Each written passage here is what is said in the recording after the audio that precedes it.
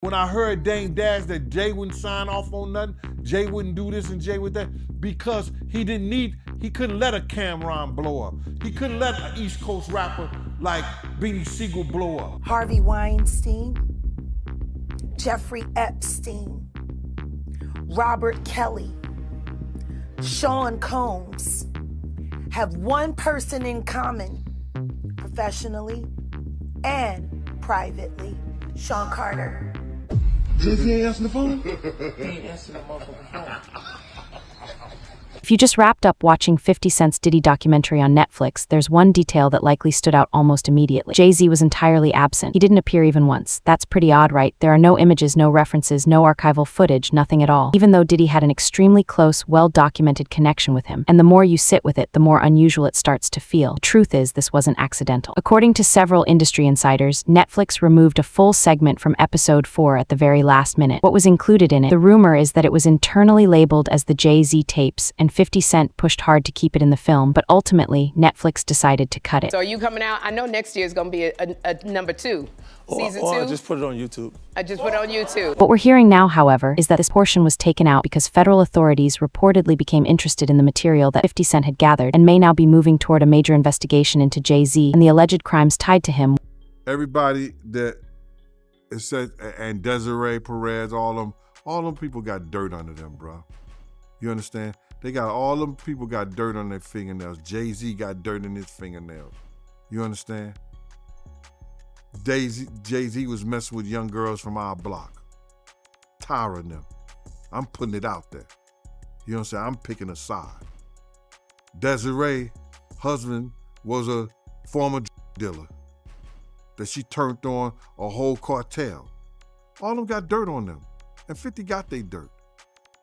You understand? 50 gonna know they dirt. Because 50 got investigators, he got people that's in the street.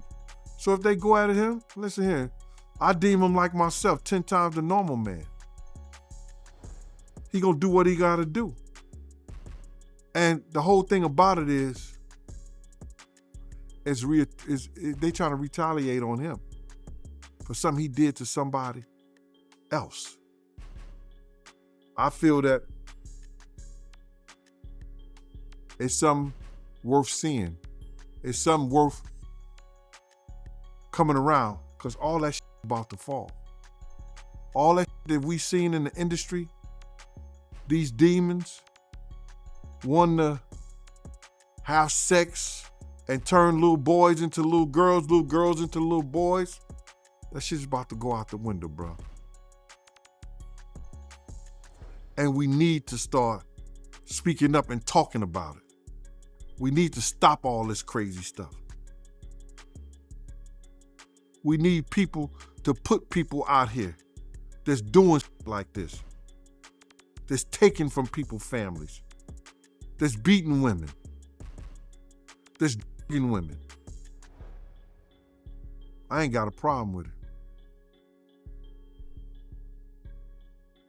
Let's go to war.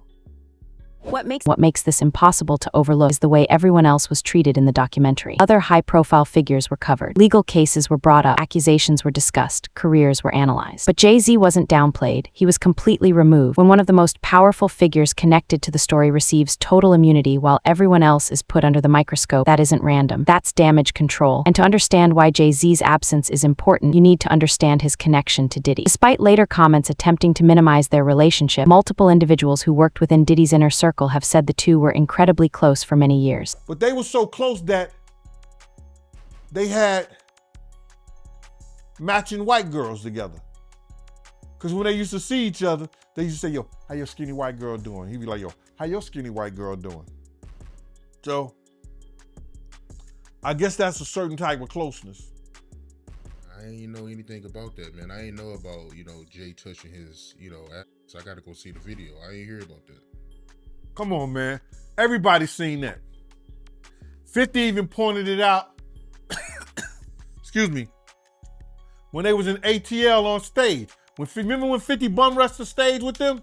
Yeah, I think I recall that. When Puff came on stage, first thing he did was pat Jay-Z on that. But I forgot. That's your favorite rapper. Hey, him and Pockets 1A, 1B. But what's your issue with Jay, man? I didn't know you had an issue with him. I'm never a fan of somebody that I was gonna knock out. And then we was at the, it was me, him, Ashley Kushner, Puff and them. We was all at the next game together, and he didn't even remember none of it. And I don't expect him to remember, but I remembered. You understand? And he told Puff, he said, yo, Puff, yo, I heard about that Gene right there. That Gene got a mean left. Oh, you said that Gene a knock a out. Then he gonna come up to me and say, man, you look like, man, you a tear ass up. And I said to himself, I said, yo, no Diddy. Pause, whatever. I said, he don't even remember. I was about to knock him the F out. He didn't even remember. He said to me, to Laura. That's how these guys are, man. They'll cause situations and cause problems, and then they'll forget what they done because they on a whole nother atmosphere. This wasn't just business. It wasn't only about music. Insiders describe a strong personal and professional connection. When Diddy started facing serious legal pressure, Jay-Z's legal team quickly put out statements claiming they weren't that close. Former insiders pushed back almost immediately, saying that version didn't reflect reality at all. People who were present said the public narrative didn't match what actually happened behind closed doors. A new lawsuit coming with Jay, the part with Jay. I go, oh shoot, like To us, black excellence, that had to be there. we getting tighter, you know what I'm saying? And united we stand, and ain't nothing else. Black excellence, they're sitting there like, yeah. It's the billionaire brunch. Oh, Like, I hate you, man. unaware of anything going on here. This is the one time I'm gonna be with you is this year. Jay-Z is setting Diddy up. He ain't doing shit different. He lined up D. Haven, stole his life and identity. He lined up Big L, stole his life and identity. He lined up Dame Dash, stole his life, identity, and took his love. Lined up R. Kelly. He wants to be the one. And that's critical because when federal investigations widen, they don't zero in on just one individual. They examine networks. They analyze who was around, who knew what, and who chose to stay quiet. That's when people begin creating distance, and it appears Jay-Z is terrified of the damage Diddy could cause to him. Relationship and the camaraderie between the Jigga Man and the Diddler. Okay? These are two people that have been working in concert, collaborating and competing. These are people that have been covering each other's secrets for decades. That's why I say to sit there and to just make Diddy the acceptable monster and not address his greatest collaborator in all of his business dealings it's a miscarriage of justice. Because what you're doing is you're leaving the other half of this two-headed monster out on the street to still be able to do what they do. While this one looks like he's down. This is a man who pow-powed his own brother and somehow walked away from that instance, got involved in the street trade, and somehow everyone else went to jail except for him. He's been making deals with the government and with the feds for quite some time. If none of this is real, how does the CEO of his record conglomerate Rock Nation, how is she a known federal informant whose background is transferring on multiple levels? Desiree Perez is one of the most despicable human beings to ever walk the face of this earth. And I'm not saying allegedly, I know that about you, man. I know about all your business dealings in Laredo. I know about all your business dealings in Guadalajara. And I know about who you know in Sinaloa. Why is a woman who's had this much engagement with the Mexican cartels running a rap conglomerate? That makes no sense. And she is a chartered government informant What it sounds like to me is that the government found a very, very, very successful way to control and manipulate hip hop by allowing their top agents to run everything and keep the independent jail system going, because a lot of these rappers are also heavily invested in the jails that most of these rappers go to. It's a bigger business. You have to show damages to really win defamation as well. Absolutely, is that just but part of the they're legal not going plan? to do that against me. Because if they do that, then they have to explain how I know what I know. See, the truth is I've had them at check for 2 years. Checkmate is coming, I promise you. According to individuals familiar with the matter, the removed segment from episode 4 was intended to center on long-running allegations connected to Jay-Z's private life, sealed legal settlements, and tightly enforced confidentiality agreements. These claims have been circulating for years, but they've never been explored in depth on a major streaming platform. Why there's no vindication for me? Because for 4 years, I've been screaming, not just Diddy, but Diddy and Jay-Z are monsters. And the victim-making machine kept going on. Jay-Z has been notable by his silence since these charges were brought against Diddy. Why do you think that is? Because that's what he does. He starts little fires everywhere, forces everyone involved to go and carry water while he sneaks away without a response. That changes now, Sean. You must respond. You have no choice. Harvey Weinstein, Jeffrey Epstein, Robert Kelly, Sean Combs have one person in common, professionally and privately. Sean Carter. This has been a fist of tyranny that has been punching through our culture and our society for decades. It must stop. Another major part of the cut material focused on how young artists were handled inside the industry. When are we finally gonna have a real conversation about whether or not Rihanna was trafficked to Def Jam? She was an innocent baby when she came over here. And look She at was her now. 14 going on 15 years old. Flown over without parental supervision in a private plane by a man who was supposed to be a producer who auditioned her at 3 a.m. in a hotel room. Auditioning at 3 a.m. in the morning, a 14-year-old girl.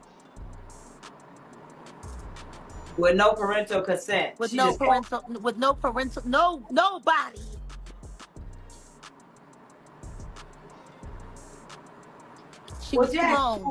She was flown to another country. She was taken to Def Jam headquarters.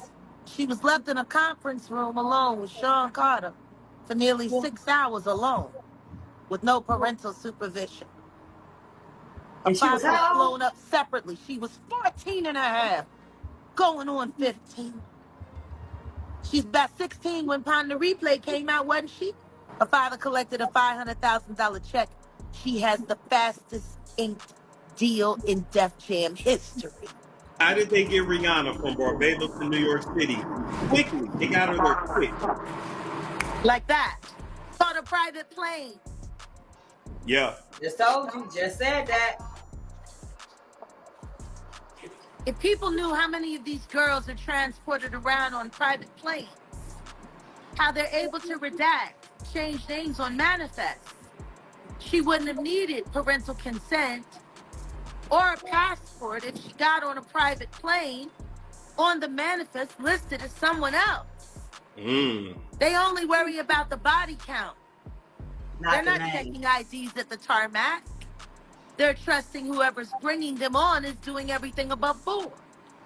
So many girls were transported, models just like that. These stories have been around for decades. What's changed now is that investigators are taking a broader look at how power, money, and silence work together. And this is where R. Kelly can no longer be ignored. For years, the music industry knew R. Kelly was an issue. Long before lawsuits and documentaries, executives and artists quietly kept their distance from him. People didn't want their names linked to him. They avoided him. Dame Dash, who was Jay-Z's business partner at the time, has said publicly that he wanted nothing to do with R. Kelly. He didn't want to be near him. He didn't want to collaborate with him. He didn't want his business connected to him in any way. But Jay-Z didn't step back. He went on to make full albums with R. Kelly. Was you and R. Kelly ever cool at any point? Why? He's an R&B. I'm not an R&B. No disrespect to R&B because I'm cool with Tyrese.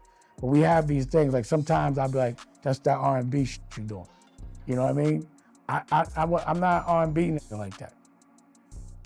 I wasn't hanging out with no R&B nigga. I just couldn't. I think the fact that Jay was fucking with him is what used to blow my mind more than anything. Like I feel like I don't know why he wants to fuck with this guy so much. Like why? I just never understood it. So I think it was just more me feeling awkward about the fact that I had to be around him on some level, but I wasn't around him. Like I never was around him. Like even when that not guilty, I wasn't, like I came for the video, I was out. I wasn't a guy, and I think like we took pride, at least I did, and my crew, in not hanging out with famous people or famous men. Like if you was gonna be famous, it had to be a female. But I wasn't trying to be up under no other famous dudes. I didn't think that was, like, I'm not gonna hang out with you just because you're famous. And I don't like dudes that much. So I was like, why would I have no reason. Like what I'm gonna do, go to the studio and hang out with it? Like I don't do that. Right. Did Jay know about what he did to Aaliyah? Did he know that everybody knew R. Kelly married Aaliyah at 15? Everybody knew that. So was the conversation had, like, yo, how you gonna go and do something with this dude? Hell yeah, that conversation was had. Dame Dash later entered a relationship with Aaliyah after she became an adult. So people started asking, where was Jay-Z during the earlier years? Did he remain so close to R. Kelly when so many others pulled away? Was it purely business, or were they operating within the same protected circles? I was like, yo, how you gonna do a project with my motherfucking girl? We had the conversation. Why would you still with a nigga with someone that raped your girl? Would you still do anything with that person? So why would anyone expect me to? Like that's what I don't understand. I'd be like, yo, people be like, why? Well, just that alone. There's a lot of other shit. But that alone was like the nail in the coffin for me. I was out of there. I was gone. Trust me. After that, I don't want to be nowhere near. I knew that shit was gonna blow up. I didn't want no parts of that shit. Like I was like, I don't want no parts. That's not good money. So I was done with him for that. How did Jay respond when you confronted him about it? You know how he is. He's like, yo, I ain't nothing to do with that. Damn. What I would love is for someone to ask him, like, yo, why would you still do a project with that man knowing that he raped Aaliyah? That should be the question. Period. It shouldn't be for me. It should be the question posed to him. I don't give a fuck about nothing else. But that right there was bridge burnt. But I just was like respecting her, respecting the business. But I was I moved out of Rock. Like if y'all look at, like I left Rockefeller. It wasn't that I got kicked out of Rockefeller. I left Rockefeller. You understand what I'm saying? The option was there for me to stay. I did not want no parts of it. I was done. I left Rockware. Think about it, bro. I said, f all the money, all it. I'm out. Now think about. A lot of men would not have made that choice, but any real man would have to make that choice. I was left no choice. He gave me an offer I could not refuse. And we done. You know what I'm saying? You gonna f with this man, you knew he raped my girl, you was in love with her. How could you do that? It's obviously you want me to feel away. Like it wasn't enough money for us to do that. So I was done. This is where Jaguar Wright re-enters the conversation. Jaguar has been speaking out for years, and she claims that once she discovered what truly happened behind the scenes in the music industry, especially involving Aaliyah, she could no longer remain quiet. She says she was pressured into signing strict agreements to stay silent and claims she was controlled through fear and heavy industry pressure. It's time for Aaliyah Dana Houghton's death to be properly investigated. The official story is that Aaliyah died in a tragic plane crash in 2001. Over the years, numerous theories have emerged. Some people believe it was a horrific accident. Others believe there are still unanswered questions, but Jaguar Wright does not think it was a coincidence. She believes it was planned in advance. Aaliyah was sitting in a taxi as her team and the flight crew argued nearby about whether or not to take off, and she complained of having a headache. Now, reportedly, a baggage handler nearby said that someone from her entourage gave her a pill. She took the pill, and that right after she fell into a very deep sleep. So deep, in fact, that she was carried onto the airplane still asleep and may not have even been aware that she was on the airplane. Now, we should say we don't know what that pill was. It could have been aspirin. Maybe she was just very tired from a long video shoot, and the baggage handler did say that she took it willingly, but it does reveal some new information about those final moments. After the crash, investigators determined the small plane was carrying about 700 pounds over its limit, and this is important, the center of gravity was too far back in the aircraft. The pilot did not want to make this trip, and he reportedly argued with Aaliyah's team because he thought that it was unsafe. So he did make those calculations, and he did decide that it was unsafe. However, after protracted negotiation, they went through with that flight. Now, we did also learn some new things about this pilot. According to autopsy results, he had both alcohol and cocaine in his system. The pilot did? The pilot did. Whoa. He was not the authorized pilot for that plane, and he had just joined that company a few days prior to that flight. So he was very new with that company. So Jaguar Wright alleges that the deaths of Aaliyah and other popular artists in the music industry is a bigger scheme and something else is behind it. So I'm going to go ahead and roll you guys this clip of everything that Jaguar Wright had to say, and you guys let me know what you guys think about all this in the comments. But Aaliyah, why haven't we demanded more answers? After all this time, everyone is quick to agree that something is rotten in Denmark Yes. with that. And everyone says it, even in the news reports, and yet no one has said it's time to talk to Hype Williams about why he didn't want Aaliyah to get on Lenny Kravitz's very, very, very wonderful and safe plane to get on a janky one that he forced her on, which, by the way, she didn't get on willingly. She was and carried on.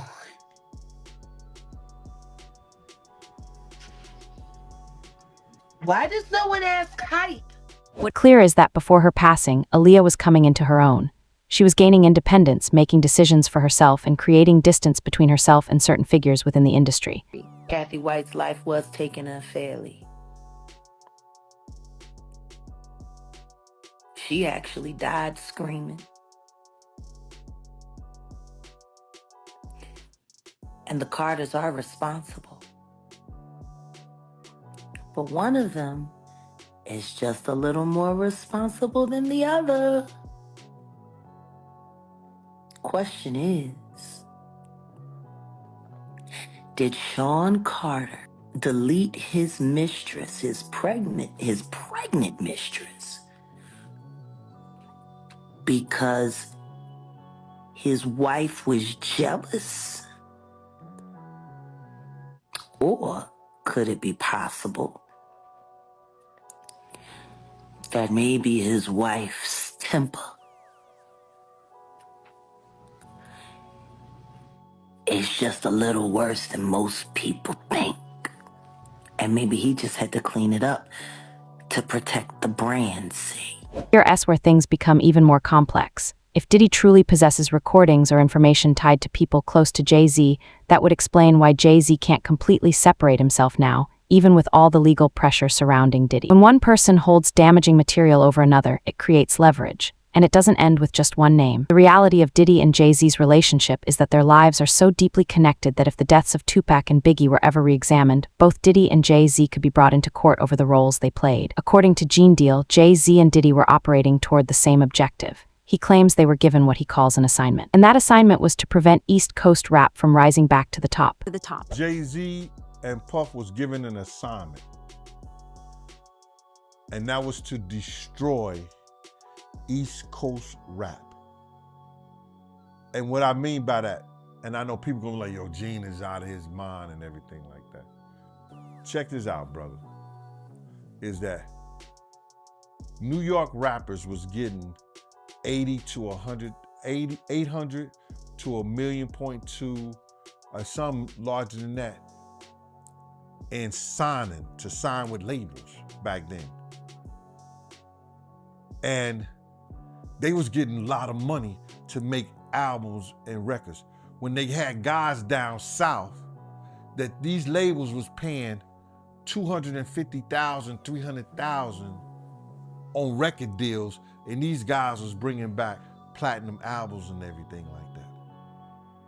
So what they had to do was they had to keep New York rappers down.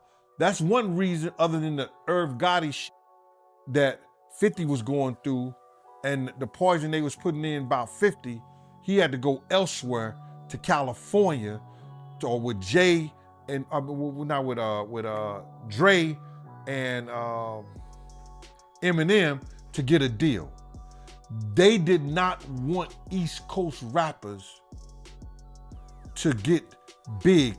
They were suppressing all new artists that was coming out of New York.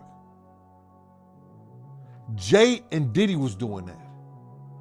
That's why when I heard your story, because I knew this for a long time, but when I heard Dame Dash that Jay wouldn't sign off on nothing, Jay wouldn't do this and Jay would that, because he couldn't let a Cameron blow up. He couldn't let an East Coast rapper like Beanie Siegel blow up. Because him and Diddy was giving that deal, we gotta keep these East Coast rappers down. Then, along came a somebody. They was about to bring East Coast rap back. And there's nothing they could do about it. And this kid was finna put East Coast on the map, just like Big did. And this is after 50. And that was Papa Smoke. Pop Smoke. That was Pop Smoke.